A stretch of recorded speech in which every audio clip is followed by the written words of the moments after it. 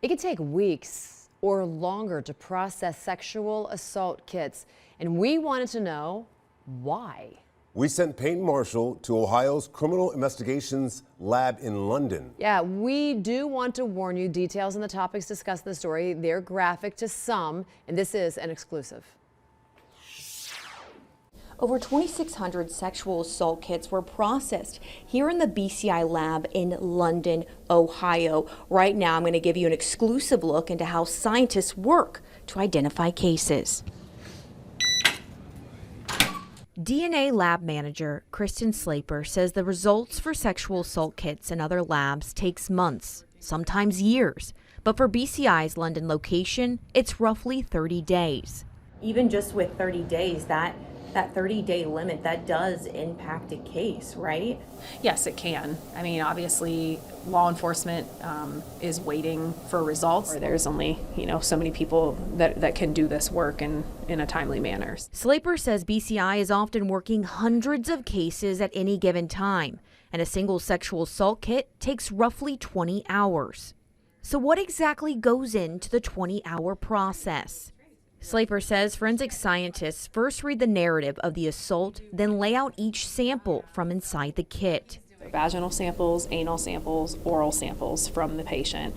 There's envelopes and swabs to collect any skin stain swabs or any areas where a patient may have been licked, kissed, bitten. There's also a comb to comb the pubic hair area and collect possibly any stray hairs. The samples include paper bags, envelopes, tampons, or fabrics collected from the patient at the time of the assault. This diagram breaks down the process.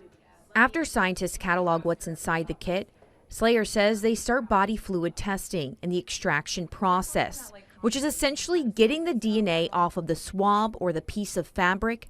Here, you can see scientists working to retrieve DNA from a victim's underwear. They have chemicals that they apply to the samples to determine if there's a potential body fluid. Most prevalent is going to be they're trying to identify if semen is there or not, or maybe saliva, maybe blood, depending on the situation. Next, it's sent to the TCAN robot, which calculates how much DNA there is.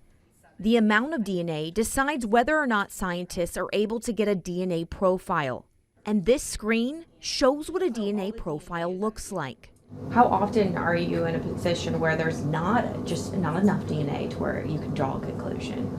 There is not always enough DNA. Unfortunately, you do run into that situation. Hallie Dreyer says it's called the Gene Mapper software, and the lab uses it to communicate the DNA profile findings to police.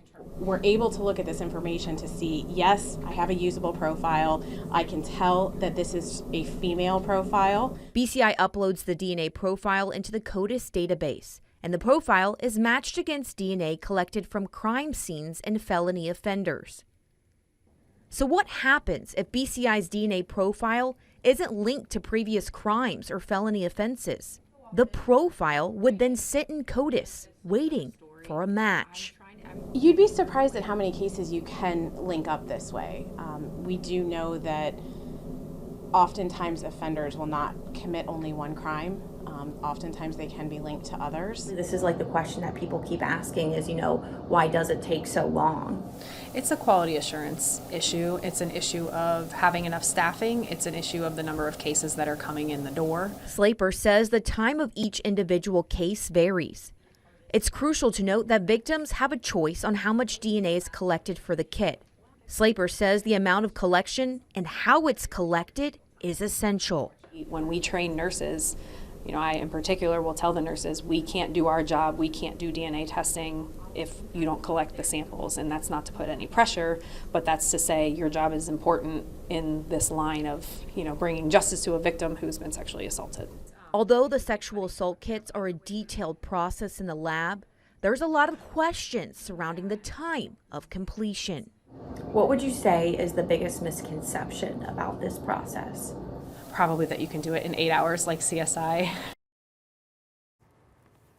Well, we're going to continue to follow that story and bring you the latest as it develops. And then also, here's a live look outside. This is the gorgeous shot that we love of Cincinnati. And it almost looks like it's black and white. I know, it's great, right? Yeah. And guess what? The sunshine and warmer weather returns tomorrow. No doubt about it. As the sun set, I was